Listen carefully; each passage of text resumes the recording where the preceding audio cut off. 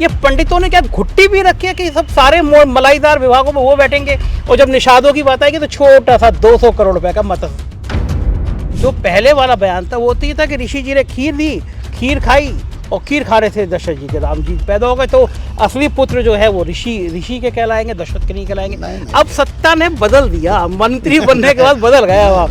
तो उस मंदिर का मुख्य पुजारी निषाद क्यों नहीं हो सकता, ब्राह्मण ही क्यों होगा? ये कौन सी पंडितों ने घुट्टी बुला रखी है कि हर बड़े मंदिर के पुजारी पंडित होंगे? पिछड़ी जातियों की जनगणना में समस्या क्या है? आप चाहते हैं कि उत्तर प्रदेश में जाति जनगणना होनी चाहिए या नहीं होनी चाहिए? तो आप जो बताइए, जो पत्र गायब हो तो उस पर FIR होनी चाहिए, गिरफ्तारी होनी चाहिए। दो मंत्रियों के खिलाफ मुकदमा लिखवा दिया। असल में आपके मोदी जी भी गोली देने मास्टर है। 4 साल की FIR पड़ी है निषादों की और उस पर कोई कार्रवाई नहीं हो रही। हम होते किसी गरीब आदमी हो तो उठा के पुलिस बंद कर चुकी थी, कागज कहाँ चले। 9 सालों से सरकारों को याद नहीं आता पिछड़ी जातियों की जनगणना। रोडी कमेटी चुनाव से 1 महीने पहले कह देंगे हाँ भाई हम लागू करेंगे, चुनाव में लागू नहीं होगी। नेताओं को ये गोली देने की आदत क्यों होती है जनता को? नारा दिया था काशी राम ने, जिसकी जितनी संख्या भारी उसकी उतनी भागीदारी। आप समर्थन में है इस नारे के? आप मंत्री, बेटा सांसद, तो आप ये बात तो आपके लिए भी कही जा सकती है। मैं कफन बांध के निकला हूँ बेटो। ऐसा कफन किस बात का कि आलीशान मिनिस्टर, कैबिनेट मिनिस्टर, डंके की चोट पे लड़के मिनिस्टर, जो चाहे धमकी दे के मंत्री, ऐसा कफन किसको नसीब होता है? मुझे याद है अमित शाह जी के संग चाय पी के, मोदी जी के संग चाय पी के, वहाँ पकौड़ी खा के, वहाँ ये सारा गणित जाति के समझा के ऊपर से कमाना है, योगी जी को मंत्री बनाना है, MLC बनाना है, आप मंत्री बन गए। अच्छा, ये थाना आप पे आरोप, थाना जलवा दूंगा, ट्रेन जलवा दूंगा, ये तो आपने बाद में भी कहा था कि मेरे समुदाय पे आएगा। तो एक डॉन टाइप की भूमिका थी ना, वो भी गोरखपुर में। नहीं, राजस्थान का मुख्यमंत्री पंडित, उत्तर प्रदेश का ठाकुर, उत्तराखंड का ठाकुर, यहाँ पे पिछड़ों दलितों की बात क्यों नहीं होती है? आपने एक नई कहानी निकाल दी उस ऋषि को लेके कि दशरथ राम जो है, राम दशरथ के पुत्र नहीं थे, वो ऋषि ने खीर खिलाई थी। लोकसभा में कितनी सीटों की डिमांड कर रहे हैं आप?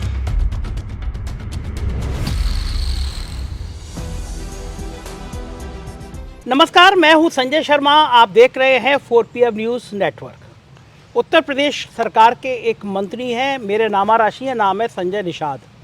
बड़े ऊर्जावान हैं, बड़े जुझारू हैं और मुझे लगता है संजय नाम के लोग होते भी ऐसे हैं। अपनी तारीफ़ करने का मौका मिल रहा है तो मैं कर रहा हूँ। बहुत बड़े बड़े आंदोलन किए उन्होंने यहाँ तक आने के लिए, बड़ी बड़ी धमकी दी, बड़ी बड़ी चुनौती दी। मीडिया के चैनलों ने भी कभी उनका स्टिंग ऑपरेशन किया, कभी उनकी बात को चलाया। लेकिन ये मैंने देखा है कि कई नेता ऐसे हैं जो पिछड़ी जाति या दलित जाति से आते हैं, मीडिया की मेहरबानी रहती है उन पे कि उनको थोड़ा सा परेशान किया जाए। ये मैंने कई बार देखा है और संजय निषाद के साथ भी ऐसा हुआ, चुनाव से पहले ऐसा हुआ। उनको रोकने की बड़ी कोशिशें की गई, जानबूझ के कुछ स्टिंग टाइप की चीज़ें कराई गई, क्योंकि संजय निषाद सत्ता में भागीदारी चाहते थे निषादों की। मैंने जब पहली बार इनका इंटरव्यू किया, मेरे ऑफिस आए थे, मैंने पहली बार इंटरव्यू किया, ईमानदारी की बात है तब तक मैं इनको बहुत इंटेलेक्चुअल समझता नहीं था, ये मेरी गलती थी। मुझे लगा एक नेता हैं जो बोलते हैं रूटीन में, लेकिन जब ये आए मेरे ऑफिस में और इन्होंने अपने अध्ययन के बारे में बताया कि विदेश से डॉक्टरेट करी, किस तरह छोटा सा एक दुकान होम्योपैथिक की चलाते थे, फिर कहाँ से पढ़ाई कहाँ तक पहुँचे, तो मैं इनकी योग्यता से, इनकी मेहनत से बड़ा प्रभावित हुआ। और मुझे लगा कि एक रास्ता जो लोहिया कहा करते थे कि संघर्ष जब आप करोगे तभी आप आगे बढ़ोगे, तो डॉक्टर संजय निषाद का पूरा जीवन संघर्ष से गुजरा। अब वो फिर से लोकसभा चुनाव की तैयारी में जुटे हैं। उत्तर प्रदेश में 2 नाम ऐसे हैं, OP राजभर और संजय निषाद, यानी निषाद पार्टी और राजभर की पार्टी। ये दोनों को कितनी सीटें दी जाएंगी, इस पर बड़ा मंथन चल रहा है अभी। राजभर जी वेटिंग लिस्ट में हैं, योगी जी चाहते नहीं, इसलिए वो मंत्री नहीं बन पाए, लेकिन संजय निषाद जी ने सब सेट कर रखे हैं, चाहे मोदी हो, चाहे अमित शाह हो, चाहे योगी हो। तो आज मैं उनके घर पे आया था, बड़ा सा मैंने बंगला देखा, उनका चाय पी, फिर सोचा उनसे बातचीत की जाए। स्वागत है संजय जी आपका, बहुत बहुत मुझे आपसे बात करके बड़ा मज़ा आता है और आज तो आपके बड़े से बंगले में आपको देख के बड़ा अच्छा लग रहा है मुझे। बधाई आपके चैनल को। ये बंगला तो जनता का है, आम आवास मेरा नहीं, आवाम का है और आम आवाम का है। और मंत्री मैं नहीं हूँ, संतरी हूँ और मंत्री हमारी जनता है और हम जिसके लिए राजनीति में आए हैं उसके लिए मैं। अच्छा, नेता इतनी बढ़िया बढ़िया बातें करते हैं, जनता को वाकई लगता है कि हाँ ये तो हमारा ही है। हकीकत में ऐसा होता कहाँ है? जनता बेचारी बाहर खड़ी रहती है, मंत्री लोग अंदर रहते हैं। दरवाज़ा खुला रहता है और मैंने बोल रखा कि सबको आने देना, बस इतने देख लेना कि कोई बम लेके ना आ जाए। नहीं देखने जो ऑलरेडी वांटेड लोग हैं उनको थोड़ा एक बार देखना, बाकी सबके लिए चाहे पक्ष हो चाहे विपक्ष हो हम उन्हीं के लिए हैं। मेरी ज़िंदगी में जब 13 जनवरी 2013 को मैंने संन्यास ले लिया अपने वैभवशाली जीवन से और संकल्प लिया कि जन जन का बल हमारा निर्बल जन शोषण। 2013 में आपने ये सब प्लानिंग की थी राजनीति में और संघर्ष में। 2013 में ऐसा क्या हो गया था? देखिए, मैं पेशे से तो चिकित्सक था और सोशल वर्कर कर रहा था और मेरे यहाँ एक नेता थे जमुना निषाद। और जमुना निषाद जी। उस समय वो जेल में थे और जेल में वो लोगों और तमाम सूत्रों से पता चला कि उससे मिलने जाया करते थे। और उस समय हम शक्ति मुक्ति महासंघ के एक संगठन था और फिर बाम सेब में रहे, कांसीराम के मिशन के साथ रहे। तो ऐसे में उस समय वो बहुजन समाज पार्टी में आए थे और मंत्री बने थे और एक निषाद लड़की की इज्जत बचाने में उनके साथ में से अपने जेल भेज दिए गए। जेल में मिलने जाता था तो उस समय वो जय भीम जय ज्योति जय भीम का नारा हुआ करता था। पता चला उन्होंने कहा देखो भाई, और जय भीम की वजह से अब निषाद इतने उग्र हो गए क्योंकि जमुना निषाद के जेल, क्योंकि निषादों के नेता थे। तो जय भीम के नाम से बड़ी एलर्जी हो गई, कहने नहीं इनको भी पानी बंद करो, ये नेता जो है निषाद। तो हमें पूछना, तो उनको पूछा भाई क्या, तो उन्होंने अपना संघर्ष इतिहास बताया और उन्होंने कहा भाई देखो जय भीम का तो सरकार आ गई है, ज्योतिबा फूले ने शुरू किया, भीमराव अम्बेडकर ने उसे किया और देखो भीम का मिशन का मजा आज के दिन में वो जिस उसको लेने। अब जय निषाद, एक निषाद राज का किला है इलाहाबाद में और मैं वहाँ गया हूँ और देखा हूँ तो मैंने पता चला निषाद राज का किला। फिर किताब पढ़ने को मिला। फिर उसी समय हाइफा में वो भाई धर्म का प्रचार के दौरान एक हमें स्पीच में मिला, मैं उनका प्रचार। तो उसमें आया कि पहला दर्शन भगवान राम के आत्माल सखा निषाद राज थे और एक ही स्कूल में पढ़ते थे। और कौन? भगवान राम के? हाँ, निषाद राज और राम और निषाद राज उनके आप बाल सखा थे। और अयोध्या में गुरुकुल था, वो एक ही दो कुल के लोग पढ़ते थे, एक रघुकुल एक निषाद राज। ये इतिहास आपका है या बाकी में कहीं है? क्योंकि आप नए नए इतिहास निकाल लाते हैं। ये वाल्मीकि रामायण के आधार पर निषाद राज का किला खुदाई हुआ। अच्छा। तो उन्होंने बताया कि किला, तो हमें वो याद आ गया कि पहला दर्शन अगर किसी ने राम का के अंदर ईश्वर की शक्ति है तो निषाद राज ने किया था और किला इलाहाबाद में है। तो मैं मैडम से कहा, बच्चे का सांसद जो बेटा है वो गाड़ी चला के, हम लोग 26 लोग गए और मेरी सफारी में उस समय 18 लोग बैठे थे और एक जो है स्कॉर्पियो थे। 26 लोग गए और देखे किला, वहाँ तोड़ा हुआ किला हुआ है। पर्यटक विभाग ने खुदाई कर, पुरातत्व विभाग ने खुदाई कर, तो वहाँ गए तो एक पंडित जी मिले। अब पंडित जी जब निषाद राज के बारे में बताने लगे और भगवान राम के बारे में वहाँ रात्रि विश्राम किया कि तब सुख का राज था, तब यहाँ बजट पारित होता था, यहाँ राजा बैठते थे देश, ये गंगा को फिल्टर करके पीते हैं। 4 प्रकार के लोग आते हैं, एक जिनके पुत्र कामना है तो पुत्रेष्ट काम, वो जो है शांता का मंदिर है श्रृंगी ऋषि का, वहाँ आते हैं। एक मृत आत्मा, मृत शरीर को भस्म करने के लोग आते हैं। एक निषाद राज के किले को देखने आते हैं जो गंगा साफ करके उस जगह वैज्ञानिक रूप से है।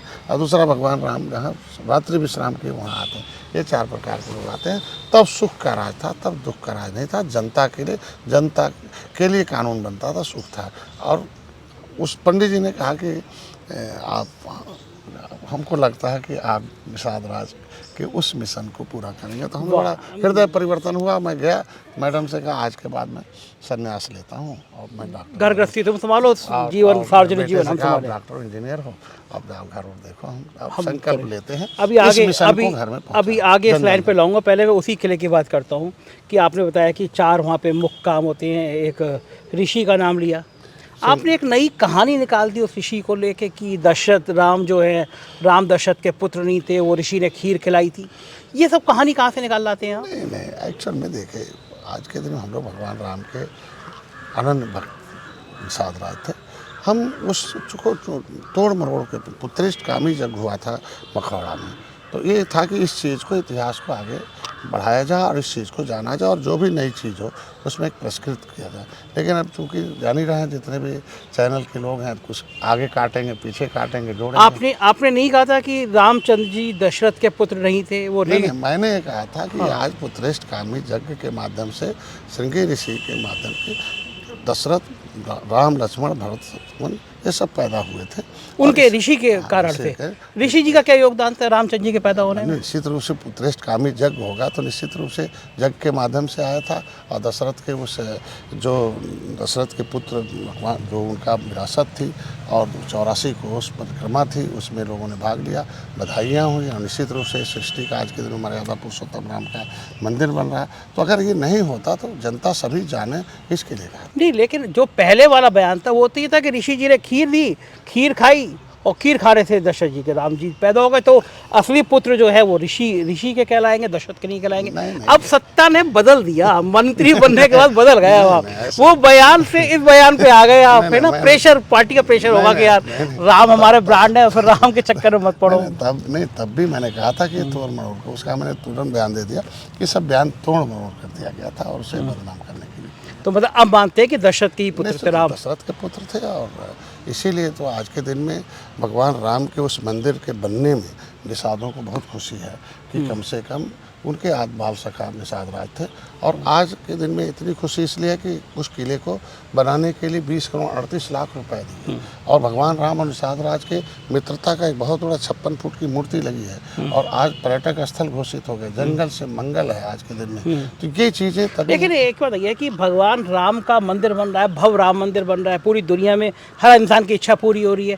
तो जब निषाद इतने करीबी दोस्त थे उनके, ऋषि जी ने उनके लिए पूजा करी थी, तब भगवान जी प्रकट हुए थे, भगवान जी अपने पैदा हुए थे, तो उस मंदिर का मुख्य पुजारी निषाद क्यों नहीं हो सकता, ब्राह्मण ही क्यों होगा? ये कौन सी पंडितों ने घुट्टी बुला रखी है कि हर बड़े मंदिर के पुजारी पंडित होंगे? आपने ये नहीं कहा कि एक निषाद होना चाहिए? भाई राम, आप कह रहे हैं रामचंद्र जी के सबसे अच्छे सखा निषाद थे, बात भी सही है। हम पढ़ते हैं रामायण में केवट का जिक्र आता है, निषादों का जिक्र आता है। तो मंदिर का पुजारी अगर निषाद हो जाता तो दो संदेश होते कि भगवान राम का करीबी सहयोगी जो जाति है उसका पुजारी है, और दूसरा जो हम लोग बात करते हैं पिछड़ों की, दलितों की, एक इससे अच्छा संदेश किया जाता कि भगवान राम के मंदिर का पुजारी एक पिछड़ी जाति का निषाद है। पंडितों का कॉपीराइट हो गया क्या? नहीं, देखिए आज के दिन में देखिए ज्ञान जो होता है कि ज्ञान मतलब जानकारी लेना और जानकारी देना। किसी के पास जो जानकारी हो और जानकारी सही जाए, तो आज ब्राह्मण समुदाय के पास वेद रामायण की जो जानकारी है, वेदों की जानकारी है, पहले से अधिक है। और आज के दिन में जब जानकारी जिसके पास होगा उसी को लगाया जाए कि नहीं जानकारी आगे जाए। अभी दूसरे को जानकारी लेने में समय लगेगा। आज के दिन में जानकारी हमें मिली निषाद राज के बारे में, तो मैंने निषाद वंश किताब लिखी, निषादों का इतिहास लिखा, वाल्मीकि रामायण का सारा पाठ लिखा। तो ये चीज़ें जब हमें कहीं से मिली, अगर नहीं वाल्मीकि जी लिखते तो कैसे पता चलता कि निषाद राज का किला है? अगर ब्राह्मण कहीं नहीं लिखते, जब लिखते नहीं, अगर तुलसी की रामचरितमानस, तो पता कैसे चलता है? वो तो मुगलों ने मिटाना शुरू किया था, अंग्रेजों ने मिटाना शुरू किया था। तो जिसने लिखकर इतिहास मतलब सुरक्षित रखा है, लिखे नहीं होते तो इतिहास मिलता कैसे? पुरातत्व किसके आधार पर खुदाई होता है? उस समय तो तलवार लेके बैठे थे, तलवार से करते, कोई तो सबने हाथ जोड़ लिया, लिखने के लिए कोई तैयार नहीं था। तो इतिहास जिसने लिखा हो तो निश्चित रूप से उसके जीन्स में याद करने की क्षमता अधिक होती है। हम लोग तो डॉक्टर हैं ना, जीन्स का बड़ा प्रभाव होता है। जैसे किसी भी पंडित जी को मंत्र पढ़ने में आसानी से आप पढ़ लेंगे, लेकिन किसी को रटने में बहुत टाइम लगेगा अभी संस्कृत पढ़ने में। तो जिसके जीन्स में जैसे होता कि जेनेटिकली किसी विषय के बारे में कोई गाता हो, तो उसका जो जीन्स होता, आने वाला पीढ़ी होता, आसानी से जीता। इसीलिए तो रिजर्वेशन की व्यवस्था की गई, आरक्षण की। तो आपका कहना है कि पंडितों का जीन्स अभी भी अलग से कहीं से आ रहा है, मतलब वो इतने श्रेष्ठ है जो पिछड़ी जाति का जीन्स नहीं है उनके? हमारे कहने में पिछड़ी जाति को अवसर इसीलिए दिया जा रहा है कि उनके पास देखिए रिजर्वेशन आरक्षण की जो व्यवस्था दी गई, इसीलिए दी गई कि उनके अंदर पहले से पढ़ने की। भाई अंग्रेजों से लड़े, मुगलों से लड़े, सड़क तो थी नहीं, नदी से आते थे अंग्रेज मुगल, तो नदी में कौन था? निषाद थे। तो मारपीट हुआ, कटकाट मार हुआ, कानून बना के अंग्रेजों मुगलों ने उजाड़ दिया। तो उजड़े परिवार के पास ज्ञान कहाँ से होगा? उजड़े परिवार के पास अभी शिक्षा कहाँ से होगी? तो इसीलिए तो व्यवस्था दी गई कि ऐसे लोगों को शिक्षा देने के लिए शिक्षा में रिजर्वेशन दो, नौकरी में रिजर्वेशन दो, लोकसभा विधानसभा। तो रिजर्व जो पिछड़ा है, तो इसके उन्होंने निश्चित रूप से ज्ञान में पिछड़ा है, बुद्धि में पिछड़ा है, शिक्षा में पिछड़ा है। तो अभी भी वो इस लेवल पे नहीं हो पाया कि राम मंदिर का पुजारी बन पाए? अवसर दिया जा रहा है आखिर आज के दिन में। आप इसका समर्थन करते नहीं करते कि राम मंदिर का पुजारी कोई पिछड़ा दलित समय आने पर हो जाएगा। अभी देखो, ये तो भारतीय जनता पार्टी है कि दलित की बेटी को, आदिवासी की बेटी जो है आज राष्ट्रपति है, आदिवासी की बेटी महिला जो कहते थे धर्म में कि स्त्री शुद्ध पापी जो ने जन्म थे, प्रचार करते थे। आज के दिन में महिला को अवसर दिया।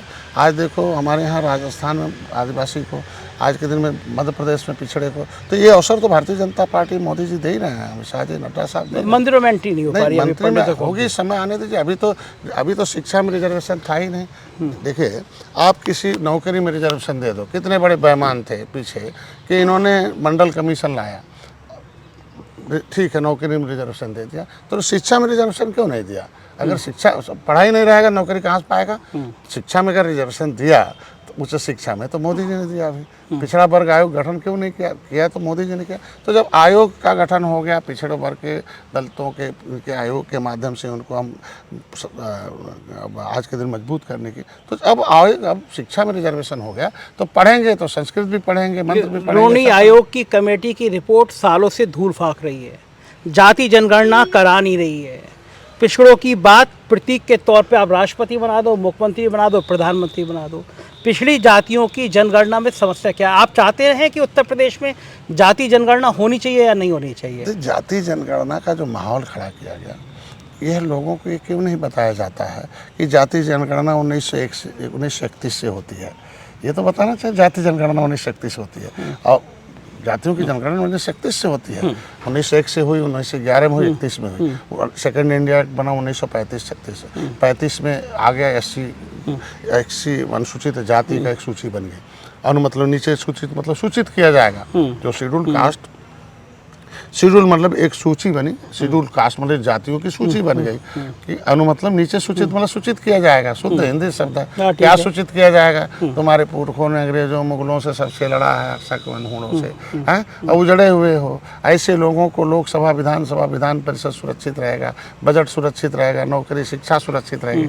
ये सूचित लेदरमैन, वाशरमैन, फिशरमैन है। लेकिन ये तो लड़ते रहे। 12 अक्टूबर 1800 जो कानून बनाया गया कि क्रिमिनल कास्ट घोषित किया गया कि डॉक्टर का बेटा डॉक्टर होता है, इंजीनियर का बेटा इंजीनियर होता है, वकील का बेटा वकील होता है, बदमाश कतली का बदमाश कतली बेटा बदमाश है, ये मछुआरे बदमाश हैं, इनके हथियार बनाने वाले लोहार बदमाश हैं, जो खाना देने वाले, ये सारी जातियों को क्रिमिनल कास्ट घोषित किया 578, और 193 जातियाँ उत्तर प्रदेश में निवास करती हैं।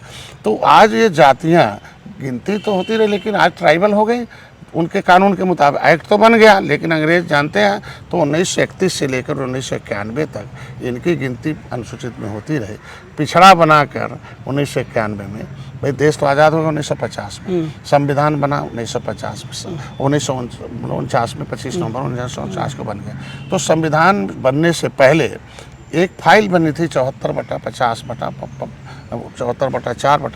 पब्लिक फाइल उसे है कि सभी राज्य सरकारों से उसे मंगाया गया कि कौन सी जातियाँ, who are leatherman, who are fisherman, who are जो है मिल्कमैन। ये आरबी रसेल, हीरालाल और विलियम कुक की रिपोर्ट के अनुसार कि कौन लेदरमैन है, कौन वाशरमैन, कौन फिशरमैन, कौन मिल्कमैन है, इसके आधार पर कौन सोशली, एजुकेशनली, इकोनॉमिकली बैकवर्ड है, और इतिहास में किसके साथ छुआछूत है। जो कि 1950 में तो संविधान के मुताबिक कानून बन गया कि किसी के साथ भेदभाव नहीं होगा, लेकिन इतिहास में किसके साथ छुआछूत होता है। ऐसे जातियों को सूची बना दी गई, और ऐसे जातियों के आधार पर संविधान में सूची बन गई। संविधान में 66 समूह बन गया। ये मैंने ये किताब लिखा है कि ये मछुआरों को 1931 से 1991 तक SC में। मैं दर्शकों को दिखा दूं, संजय निषाद जी की बढ़िया क्वालिटी है, ये पढ़ते लिखते बहुत है। और किताब है मछुआरों को 1931 से 1991 तक SC में गिनती और मझवार तुरहा SC का प्रमाण पत्र भी मिलता था। राजनीतिक आरक्षण, मछुआ अनुसूचित जाति सुरक्षित, लोकसभा, राज्यसभा, विधान परिषद, विधानसभा, बजट, जमीन, नौकरी, पैसा, मान सम्मान छीनने वाले धोखेबाजों का पर्दाफाश, विद्यार्थी, युवा, महिला, बुद्धिजीवी की परिस्थिति, राष्ट्रीय निषाद एकता परिषद। ये किताब बन गई। इस मामले में मास्टर हैं संजय जी, इनको समझाना आता है। परिवार देखो, हम ये अनुसूचित जातियों की सूची है, ये संविधान है, ये 1950 की है। ये 66 समूह है ना, तो 66 समूह है, केवल लेदरमैन के लिए थोड़ी है, इसमें वाशरमैन भी मझवार है। 33 आपकी मांग ये मांग नहीं है, संविधान है, संविधान के अनुसार है। और इनकी गिनती भी होती रही। देखिए सेंसस मैनुअल 1961, ये तो ये इनको शेर बनाता है ना, 1991 ये अनुसूचित जाति को 66 समूहों को शेर बनाता है। ये अनुसूचित जाति है, यहाँ है। और ये देखेंगे कि अनुसूचित जाति की सूची और सिनोनिम्स है। यहाँ देखिए ऊपर जो है चमार और जाटव है, और इनकी इतनी उपजातियाँ हैं। यहाँ धोबी है, रजक, बिरठा, कनौजिया। 53 नंबर पर मझवार है, केवट मल्ला है। तो जब केवट मल्ला अनुसूचित में गिना गया तो पिछड़ी में कैसे डाल देंगे बिना संविधान में संशोधन? अभी तो मेरा सवाल जो है, आपने इतना गोल गोल घुमा दिया। नहीं, मेरा सवाल तो ये था कि केवल पिछड़ी जाति जनगणना होनी चाहिए। आप जनगणना के समर्थन में हैं? उसी में कह रहे हैं कि कहाँ गिनेंगे। ये हमारे पास एक पत्र मिला है, ये पत्र के अनुसार फाइल ही गायब है बेईमान। तो इनको कहाँ गिनेंगे आप? आप पहले अनुसूचित में गिनती होती थी, हाँ। अब पिछड़े में डाल दिया। तो ये तो अब आप सरकार के कैबिनेट मिनिस्टर हैं, तो मैं तो आप बताएंगे ना कि क्या इसीलिए मैं गिनेंगे? चाहता हूं कि इसकी विसंगति दूर हो जाए और विसंगति दूर होके तब गिनती हो। अब विसंगति दूर करने के बाद मैंने देखा होगा कि मैंने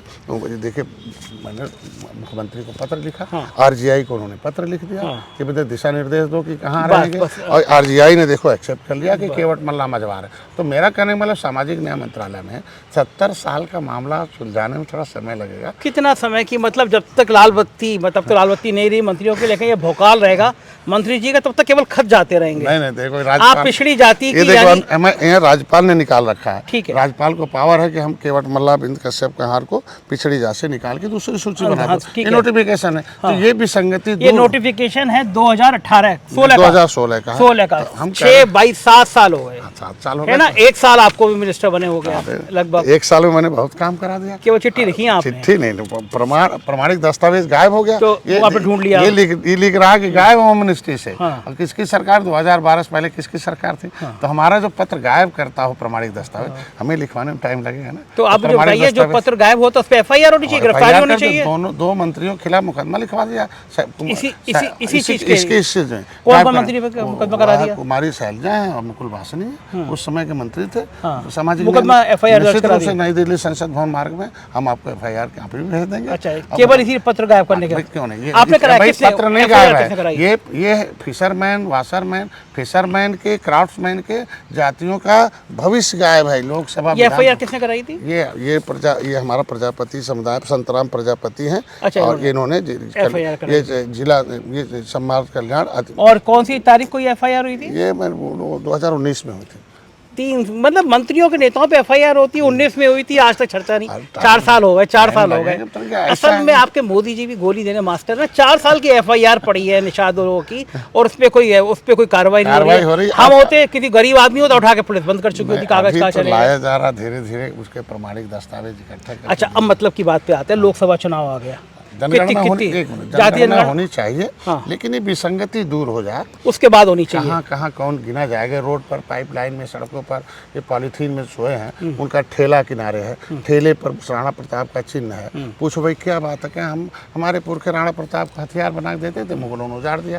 ये जिसने देश की लड़ाई लड़कर संविधान बनवाया हो, और संविधान के मुताबिक ये नेता जो नेतागिरी कर रहे हैं, आए 70 साल से उनकी सरकार रही ना, तो इन जातियों को क्यों नहीं, विमुक्ति जनजातियों को? तो 9 साल से तो मोदी जी है, मोदी जी क्यों नहीं करा पाए अभी तक? तो सर्वे हो रहा है, शुरू हो गया। कहाँ सर्वे? आप कहिए ना कि जाति जनगणना विसंगति दूर करके मोदी जी कहें। अब विमुक्ति जातियों का सर्वे शुरू हो गया। इनकी दशा कौन है, किस दशा? संजय जी, 4 महीने बाद चुनाव है, पार्लियामेंट में अगली बार पता नहीं किसकी सरकार आए नहीं है। 9 सालों से सरकारों को याद नहीं आता पिछड़ी जातियों की जनगणना। रोडी कमेटी चुनाव से 1 महीने पहले कह देंगे हाँ भाई हम लागू करेंगे, चुनाव में लागू नहीं होगी। नेताओं को ये गोली देने की आदत क्यों होती है जनता को? कि देखिए, गरीबों को दर्द देने वाली थी पिछली सरकार कांग्रेस। गरीब तो ब्राह्मण में भी थे, अपर कास्ट में भी गरीब थे, लेकिन अब संविधान के मुताबिक तो लेदरमैन और वाशरमैन तो पा रहा था, बाकी तो उसमें भी गायब थे। लेकिन अपर कास्ट ने एहसास कराया कि भाई ये कहता है, इनको हटाओ, मोदी को लाओ। अपर कास्ट को 10% दे दिया। महिलाओं ने एक मुश्त तोड़ दिया, मोदी के साथ खड़ी हो गई, तो उन्होंने कहा नहीं, महिलाओं को भी 33% आ रहा। ये जो 35% आरक्षण है ये 2034 से मिलेगा। मोदी जी किस अवस्था में होंगे आप भी जानते हैं, सुबायु में। लेकिन जो है संविधान में पार्टी में क्यों नहीं अभी जो चुनाव हुए 3 राज्यों में, इसमें लागू कर देते, 50% महिला को टिकट दे देते। निश्चित रूप से सिस्टम है, संविधान में लिखा हुआ 1950 है। अब बैकलॉग करके दलितों को अवसर मिला, लिखा तो गया, संविधान में आ गया तो आएगा। तो ये मुझे बताइए, एक नारा दिया था काशी राम ने, जिसकी जितनी संख्या भारी उसकी उतनी भागीदारी। आप समर्थन में है इस नारे के? हम कह रहे हैं उनकी सरकार थी 4 बार उत्तर प्रदेश। नहीं, हमारा तो आपसे सवाल है। नहीं, हमारा सवाल यह है कि बाबा साहब के इस नारे का आप समर्थन करते हैं कि जिसकी जितनी संख्या भारी उसकी उतनी भागीदारी? ये नारा, आप इस नारे को, इस विचार को समर्थन करते हैं नहीं करते हैं? देखिए, संख्या अगर भारी है और अगर वो मजबूत है, नहीं समझे, और मजबूत घोड़े को भी उसी में आप रख देंगे तो कमज़ोर घोड़े, कमज़ोर जैसे मजबूत घोड़ा कमज़ोर घोड़ा है, तो एक ही टोकरी में दोनों को रख देंगे तो निश्चित रूप से मजबूत वाला सब खा जाएगा, कमज़ोर वाला कमज़ोर हो जाएगा। तो निश्चित रूप से कमज़ोरों को एक अवसर मिलना चाहिए। जैसे महिलाओं को आरक्षण दिया, तो जो कमज़ोर हैं चाहे किसी जाति बिरादरी में, उनको एक अवसर मिलना चाहिए संविधान में संशोधन करके कि उनको उतनी भाग से रिजर्व किया जाए और उन अवसर कमज़ोरों को भी शिक्षा, स्वास्थ्य, रोजगार, तो राजनीति। वही तो है, उसी लिए तो काशीराम जी ने कहा था जिसकी जितनी संख्या नहीं, भारी नहीं, भैया, अरे अगर पिछड़ी दलितों की ज्यादा संख्या है, ज्यादा परेशान। मैं कह रहा हूँ कि तब ये जो सामाजिक न्याय समिति की रिपोर्ट कहती है कि संख्या में कि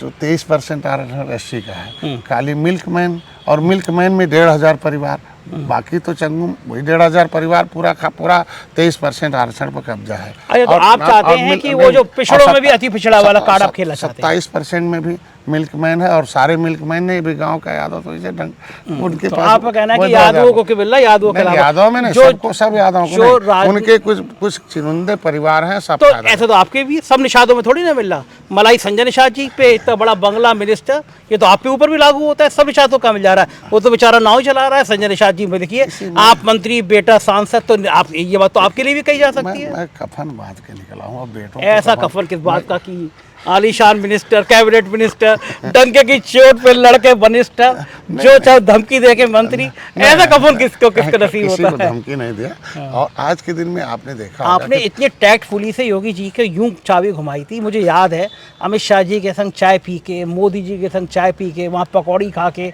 वहाँ ये सारा गणित जाति के समझा के ऊपर से कमाना है, योगी जी को मंत्री बनाना है, MLC बनाना है, आप मंत्री बन गए। अच्छा, आज ये बता दीजिए मुझे, जो संगी साथी बाकी थे जिनको राजभर जी को आप पहले कहा करते थे इधर आ जाओ बन जाओगे, और आपके दोस्त थे पिछले कई बार, मित्री कहूँगा मैं, तो आप दोनों की मुझे नोकझोंक बड़ी याद आती है, वो बेचारे वेटिंग में, वो मंत्री बनेंगे नहीं बनेंगे? देखिए आपको मैं बताऊँ कि मैं सड़क पर संघर्ष कर रहा था और सड़क के संघर्ष को दीवार जो होती है, सदन की दीवार, वहाँ से लोकतंत्र की जो ताकत होती थी पिछली सरकारों ने उसे दबाने की कोशिश। मैंने दल बनाया और दल बनाकर उस सदन की दीवार के अंदर गया। अब मैं सदन में वकालत करता हूँ 11 विधायकों के साथ, विधान परिषद में भी हूँ। यह इससे पहले जो विधायक जाते थे, संख्या 33 निषाद पहले की सरकारों में रहे, लेकिन वो क्या पिछली सीट पर बैठा दिए जाते थे, कभी आवाज़ नहीं दी जाती थी।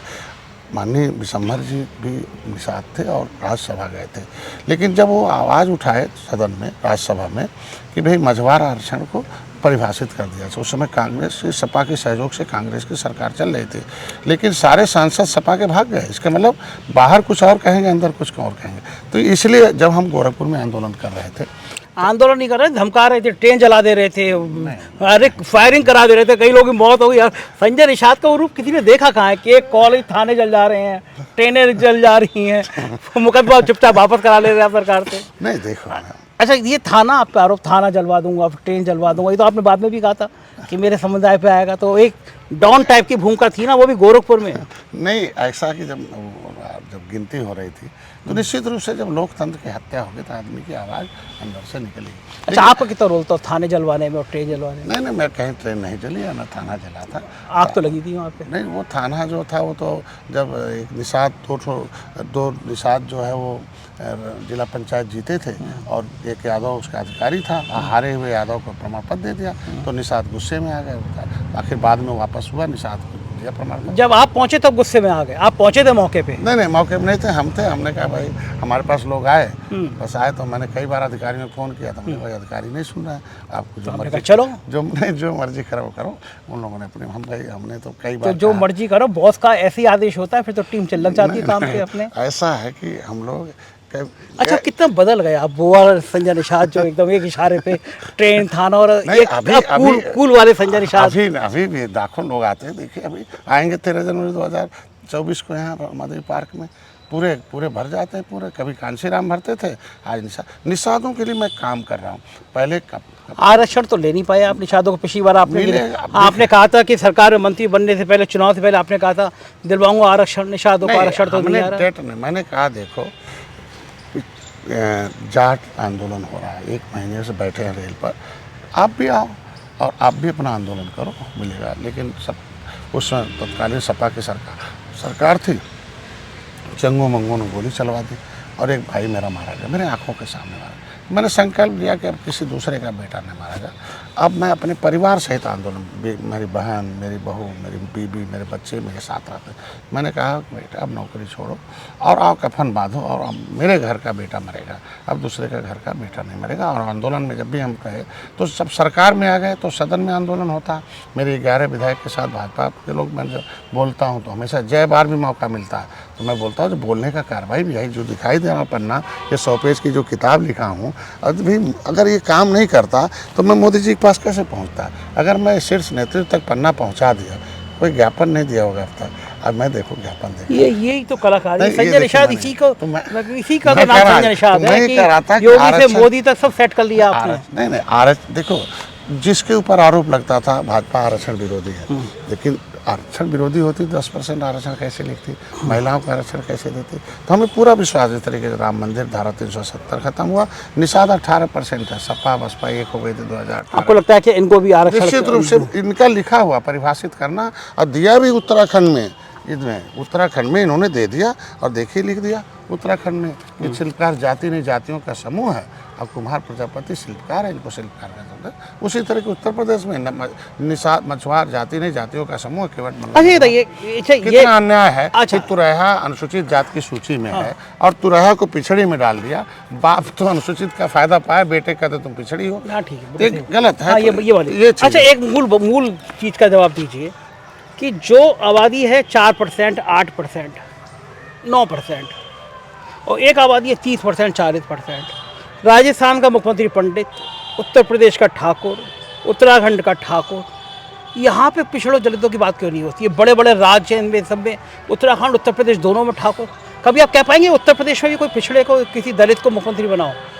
आज आप देखे होंगे कि मंत्रिमंडल में हम लोग कई लोग हैं, डॉक्टर संजय हैं, भाई मुख्यमंत्री तो फैसले, कैबिनेट फैसला लेती है। आज के दिन में चेहरे में देखिए, मैं हूँ, सचान जी हैं, हमारे आशीष पटेल जी हैं, हमारे स्वतंत्र देव जी हैं, ये कई ऐसे बोल पाते नहीं है योगी आदित्यनाथ के सामने। नहीं, कैबिनेट राजा के सामने कोई वजीर कहाँ बोलता है? वो भी योगी जैसा फायर ब्रांड मुख्यमंत्री हो जो जिसके सामने बोलने में लोग डरते हैं। सबको अवसर देते माननीय मुख्यमंत्री जी। हाँ, और आपकी पटने लगी है? नहीं पटने आजकल आपकी दिल्ली में ज्यादा पट रही है या यूपी में ज्यादा पट रही है? दोनों तो पट ही नहीं सकती है, तो सब जानते हैं। अब ये बात तो राजनीति में छुपी नहीं है, जिसकी दिल्ली में पट रही है उसकी यूपी में कट रही है, और जिसकी यूपी में पट रही है उसकी दिल्ली में कट रही है। हमारे लिए दोनों सब नहीं चलते। ज्यादा कौन? अच्छा, दिल्ली ज्यादा करीब है, यूपी ज्यादा करीब? हमारे लिए दोनों करीब है, बराबर, थोड़ा बहुत तो संतुलन। हम दोनों जगह। आपको नाश्ता, चाय नाश्ता बढ़िया कौन कराता है, प्रधानमंत्री या मुख्यमंत्री? जाते हैं वहाँ बिना चाय के बिना पानी। मतलब आप बताएंगे नहीं, बदल गए। वो वाले संजय निषाद जी ने खुल के बता दिया करते थे, आजकल बता नहीं रहे हैं। आपकी यूपी दिल्ली दोनों सेट रहे। मैं जो भी काम लेके जाता हूँ काम हो जाता है। छोटा सा विभाग दे दिया गया आपको, मत्स्य विभाग, निषादों के इतने बड़े नेता, छोटा सा विभाग, 200 करोड़ का बजट। अरे जो मलाईदार हैं, जो अरविंद शर्मा जी, नगर विकास भी उन पे, ऊर्जा भी उन पे। फिर मैं बात कहूँगा, ये पंडितों ने क्या घुट्टी भी रखी है कि सब सारे मलाईदार विभागों में वो बैठेंगे, और जब निषादों की बात आएगी तो छोटा सा 200 करोड़ रुपए का मत्स्य विभाग पकड़ा दिया जाएगा संजय निषाद को। मलाईदार तो पहले भी पिछले सरकार, तो वो इसी सरकार में वो तो ठाकुर पंडित मलाई काट रहे हैं और पिछड़ी जाति के लोग बातें कर रहे हैं। हमारी बिरादरी चटाईदार थी ना, चटाई बिछाती थी। आज जब से मैं आया हूँ तब छोटा मतलब 67 साल में 3000 करोड़ रुपया देश के मछुआरों को दिया था पिछले, और 6 साल में 39,000 करोड़ रुपया। अगर मैं प्रधानमंत्री के नज़दीक हूँ, प्रधानमंत्री मत्स्य संपदा योजना और उनके लिए फ्री का बीमा है, मछुआ दुर्घटना बीमा, उनके लिए मछुआ किसान क्रेडिट कार्ड है कि मतलब बिना गारंटी के 1,60,000, सब्सिडी 60% महिलाओं के लिए, एससी के लिए। ये तो हो गई विभाग की बात। लेकिन उत्तर प्रदेश में अगर माननीय योगी जी खुश हम नहीं रहते, मुख्यमंत्री संपदा योजना, निषाद राज बोट योजना है, और मछुआ कल्याण कोष में 25 करोड़ 20 लाख अभी दिया। तो हम चाहते हैं कि अभी जिसका नेतृत्व करे, मतलब जिसका आयुष्मान भारत कार्ड नहीं निषाद, उसका भी 5 करोड़ लाख। हाँ, ठीक है, लेकिन निषाद समुदाय में ये मैसेज नहीं जाता कि हमारे नेता को इतना छोटा सा PWD है, आवास विकास है, हेल्थ है। देखिए, हेल्थ भी पंडित, नगर पाठक जी, ब्रजेश पाठक भी पंडित जी, अरविंद शर्मा भी पंडित जी, नगर भी विकास भी उन पे रहेगा, ऊर्जा भी उन पे रहेगा, हेल्थ भी उन पे रहेगा, PWD भी। मतलब केवल एक ही पंडितों पे कब्जा।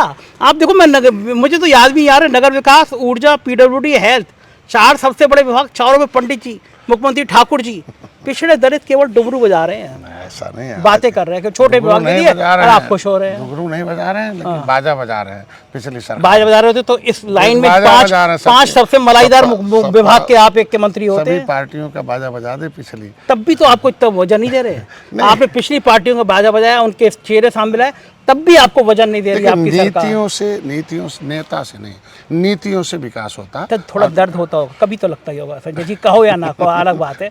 बरादरी के लोग कभी तो कहते होंगे हमारे नेता को पीडब्ल्यूडी मिलना चाहिए, हमारे नेता को हेल्प, आज के लगता तो होगा वैसे। मेरे समाज के लोग पहले सोच से नीचे थे। जैसे निषाद राज का किला 56 फुट की मूर्ति लगे हुए थे, तो जब मेला अच्छा, मैं जब 13 जनवरी को होगा ना तो मैं आऊँगा, मैं वहाँ पूछूंगा जितने निषाद समुदाय के लोग आए हैं कि आपको क्या लगता है कि इनको बड़ा मंत्रालय मिलना चाहिए था, नहीं मिलना चाहिए। उनकी बात तो अगर वो कहते तो तुम मानेंगे ना कि फिर आपका समाज चाहता है कि आपको बड़ा मंत्रालय मिलना चाहिए, फिर तो मान जाएंगे ना। मेरा समाज एक ही चीज़ चाहता है, हाँ। कि मेरा नेता जिस काम के लिए ले गया है, कि ये जो आरक्षण का मुद्दा है इसको संविधान में मिला हुआ, ये होगा नहीं, होगा ना, ये आपको समय बात आने बता रहा हूं। आपको ये समय आते आते सरकारें बदल जाएंगी, फिर चुनाव से पहले आप एक रैली करेंगे, फिर उनको चुनौती देंगे, आपको कुछ सीटें ज़्यादा दे देंगे। नेताओं की डील ऐसी होती है, हमेशा डील ऐसी होती है। देखिए ऐसा है कि समाज को पहले नीति मिलती है, फिर नेता मिलता है, फिर नीति मिलती है, और नीतियों के माध्यम से भी सरकार में जाता है, और फिर संविधान में उसकी सुरक्षा भी मिलती है। तो संवैधानिक सुरक्षा मेरे पुरखों ने लिखवा रखा है, हमें कुछ करना नहीं है, परिभाषित करना, और समय में आने पर निश्चित रूप से हमारा नहीं, माननीय योगी जी का ये एजेंडा, भारतीय जनता पार्टी का तो एजेंडा था, हमारा मुद्दा है। माननीय योगी जी बार बार सदन में आवाज़ उठाते रहे, हमेशा भारतीय जनता पार्टी का मछुआ विजन था। तो अगर जिसका विजन हो तो भारतीय जनता पार्टी धीरे धीरे नहीं, विजन तो उनका ये भी है कि खिलाड़ी आगे आए। ब्रजभूषण सिंह कितना खिलाड़ियों को आगे लाए, आप ही देख ही रहे हैं। विजन तो बहुत सारे होते हैं, विजन भी पूरे का होते हैं। लेकिन आखिरी सवाल, लोकसभा में कितनी सीटों की डिमांड कर रहे हैं आप? अब तो आप हमारे स्वभाव के बारे में जानते हो, हम निषाद राज के वंशज, मैं तो अपने सौभाग्यशाली हूँ कि त्रेता में भगवान राम ने निषाद राज को गले लगाया, रावण राज खत्म हुआ, निषाद राज की सेना देखे, और निषाद राज और भगवान राम जब राज्याभिषेक हुआ तो कैबिनेट की बैठक में सबसे पहले आमंत्रित निषाद राज को किया। दोनों ने मिले नीति बनाई, राम राज आया, सुख का राज आया।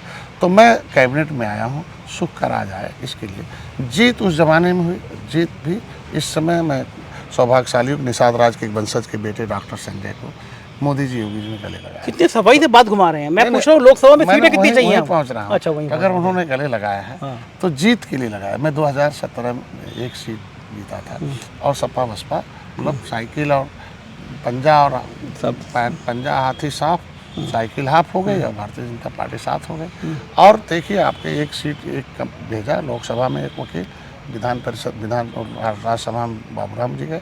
आज विधान परिषद में मैं वकील हूँ, और विधानसभा में 11 विधायक हैं, मैं कैबिनेट में वकील हूँ। पांचों जगह हमारी निषाद पार्टी अपनी वकालत कर रही है। तो ये जीत की देन है, सीट की देन नहीं है। सीट तो बहुत पहले भी बहुत लगी थी। तो ये जीत देने के लिए हम लोग आए हैं। तो 39 पार्टियों में निषाद पार्टी को भी शामिल किया मोदी जी से।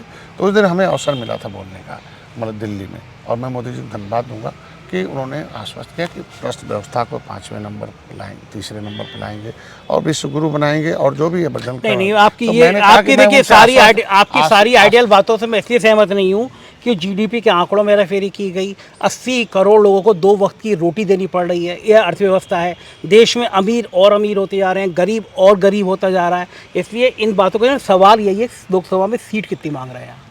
देखिए, हम मांगते नहीं हैं, और हम तो गृह मंत्री जी बुलाया जाते हैं। ऐसा कोई नेता नहीं होता जो मांगता नहीं है, बताता नहीं है मंच पे, ये अलग बात है। आपने देखा होगा कि अच्छा, पिछले तीन सीटें एक से आगे बढ़ेगी बीजेपी, नहीं बढ़ेगी आपको? पिछले बार मैंने उनसे पिछली बार तो मांगी थी आपने सीटें? हमने मांगी थी, और कैसी मांगी थी, हमने कहा कुछ मांग नहीं रहा, हमें हारी हुई सीट दे दीजिए।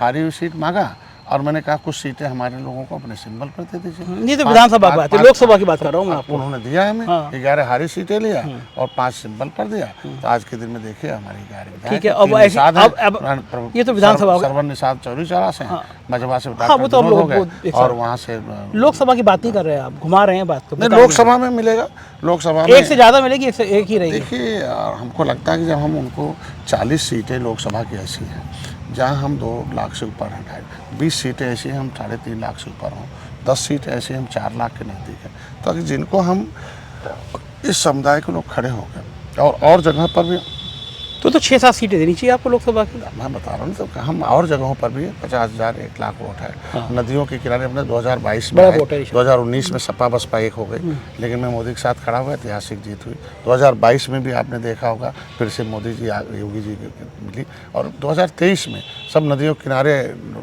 बड़े बड़े महानगर हैं और सब जीत। तो हम जब जीत दर्ज करा रहे हैं तो निश्चित रूप से हमारा जो मुद्दा आरक्षण में मिलेगा, सीट भी मिलेगी, और सीट देंगे अच्छी खासी सीट, अच्छी खासी सम्मान देंगे। इतना आपको चाहता हूँ कि लोकसभा में भोजन भरी थाली अपनी वकील लेके जाएगी। बहुत बड़ा शुक्रिया शुक्रिया। ये थे संजय निषाद जी, बड़ा खुल के और बड़े अच्छे तरीके से बात को समझाते हैं, क्योंकि पढ़े लिखे बहुत है, रोज़ अध्ययन करते हैं, कहीं से भी कहीं बैठक में जाएँ, किसी दौरा करके आए, लेकिन रात को 1 घंटा इनका अध्ययन का समय रहता है। ये बड़ी अच्छी बात है, नेताओं को इतना पढ़ते रखना चाहिए, ऐसी पत्रकारों की बात को गोल गोल घुमाना आना चाहिए, जैसा संजय निषाद जी। सोया हुआ है, समाज सोया हुआ है, समाज नेता को जगाना पड़ेगा। तो ये बहुत अच्छा रहा। आप इस इंटरव्यू पे क्या सोचते हैं, अपनी राय से अवगत कराइएगा। संजय निषाद जी को जो कह रहा हो वो कमेंट में बॉक्स में लिखिएगा, मैं आपकी बात इन तक पहुँचाऊँगा, और देखते हैं कि लोकसभा में कितनी सीटें मिलती हैं और कितने जीतते हैं। बताइएगा कैसा लगा इंटरव्यू। शुक्रिया, थैंक यू।